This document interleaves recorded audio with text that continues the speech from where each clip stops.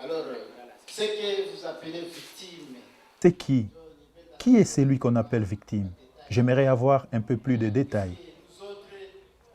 Puisque nous autres, on a été victimes, par exemple, des pertes de matériel des dispensaires que j'ai gérées avant la guerre. Alors ça, c'est la grande nouveauté à la Cour pénale, c'est la participation des victimes à la procédure. Alors qu'est-ce qu'on entend par victime? Effectivement, c'est une bonne question, puisque c'est une nouveauté à la Cour pénale. C'est toute personne qui a subi un préjudice du fait de la commission des crimes, mais pas n'importe quel crime, bien sûr, les crimes dont la Cour pénale, bien sûr, a à gérer.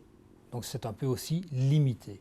Et en fonction, bien sûr, des charges que le procureur aura vis-à-vis de l'accusé ou du suspect.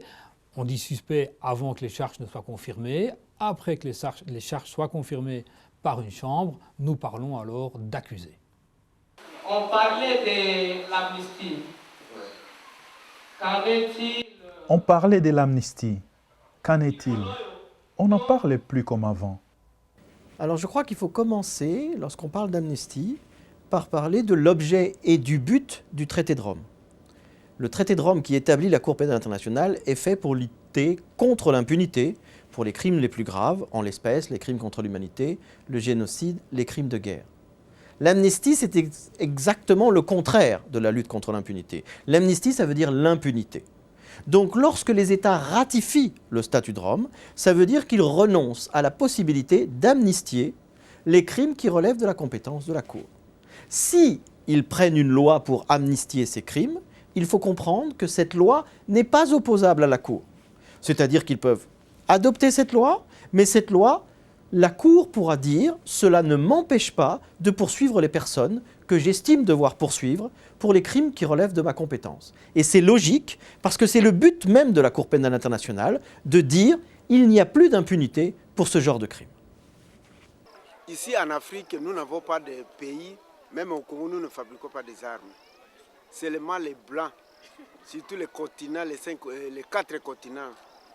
Les Européens, les Américains, à l'Australie ainsi qu'à l'Asie. Ils fabriquent des armes. Mais nous sommes combattus avec les Blancs. Ce sont les Blancs qui amènent des armes ici pour former les gens pour se tuer entre nous. Et pourtant, vous dites maintenant, après ça, vous venez maintenant pour condamner les Noirs. Bon, pourquoi ne pas arrêter ceux qui fabriquent des armes? S'il n'y a pas des armes, il n'y a pas de guerre. S'il y a des armes, il y a des guerres. Même si c'est fabriquer une flèche, je peux tuer avec quelqu'un. La CPI enquête sur les situations de sa compétence dans lesquelles les crimes les plus graves ont été commis et poursuit les plus hauts responsables de ces crimes. Les choix de poursuite sont fondés sur les crimes identifiés, sur les éléments de preuve rassemblés au terme d'une enquête qui est objective, indépendante et impartiale.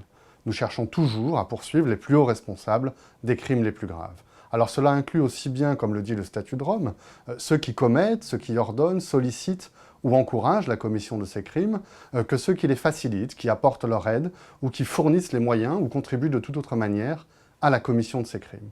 Cela peut aussi inclure les chefs militaires et les autres supérieurs hiérarchiques.